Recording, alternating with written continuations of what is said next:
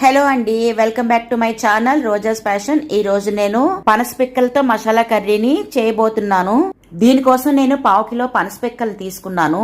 ఈ పనస పిక్కలకి మజ్జిగ కట్ చేసుకొని పైన పల్చగా ఉన్న లేయర్ ని తీసేసి ఒక్కొక్క పనస పిక్కని 2 ముక్కలుగా కట్ చేసి పెట్టేసుకున్నాను. పనసపండు తొనలని తినిన తర్వాత లోపలున్న ఈ పిక్కని పడేయకుండా ఇలా కర్రీలాగా ప్రిపేర్ చేసి తింటే చాలా బాగుంటుంది.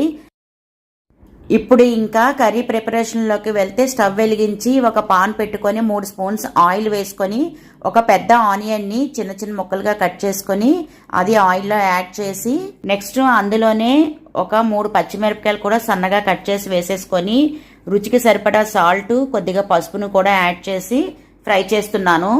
మీకు గ్రేవీ ఎక్కువగా కావాలంటే ఆనియన్ ముక్కలు బదులు ఆనియన్ పేస్ట్ ని వేసుకోవచ్చు. నెక్స్ట్ ఆనియన్ ముక్కలు ఫ్రై అయిన తర్వాత ఒక టొమాటో తీసుకొని చిన్న చిన్న ముక్కలుగా కట్ చేసుకొని అది కూడా యాడ్ చేసి కొద్దిగా ఫ్రై చేయాలి. ఈ టొమాటో ముక్కలు మగ్గడం కోసం మూత పెట్టేసి 2 మినిట్స్ వరకు బాయిల్ చేయాలి.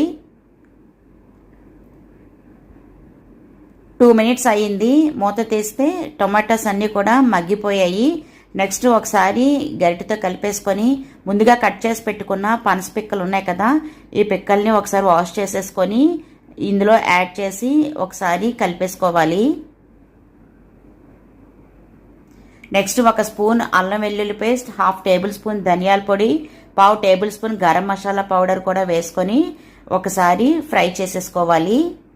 నెక్స్ట్ ఫ్లేవర్ కోసం కొద్దిగా కరివేపాకును యాడ్ చేసుకొని 1/2 టేబుల్ స్పూన్ వరకు కారం కూడా వేసుకొని పనస పిక్కలు ఉడకడానికి 1 కప్ వరకు వాటర్ను కూడా యాడ్ చేసుకోవాలి.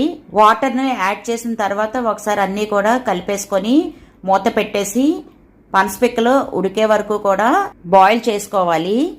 ఈ పనస పిక్కల కర్రీ వాటర్లా ఉంటే అస్సలు బాగుండదు, దగ్గరగా అయిపోతేనే బాగుంటుంది.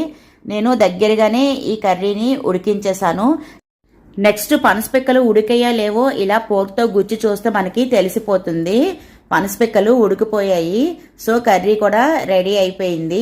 ఫైనల్ గా కొత్తిమీరను కూడా చల్లేసుకొని కర్రీ అంతా ఒకసారి కలిపేసుకొని స్టవ్ ఆఫ్ చేసేసి ఈ కర్రీని దించేసుకోవడమే. అంతేనండి, పనస పిక్కల మసాలా కర్రీ రెడీ అయిపోయినట్లే. చాలా ఈజీగా త్వరగా అయిపోయే రెసిపీ ఇది. ఈ కర్రీని రైస్ లో కలుపుకోవడానికి బాగుంటుంది, అలానే సైడ్ డిష్ లా తినడానికి కూడా చాలా బాగుంటుంది. ట్రై చేయండి, మీకు కూడా నచ్చుతుంది.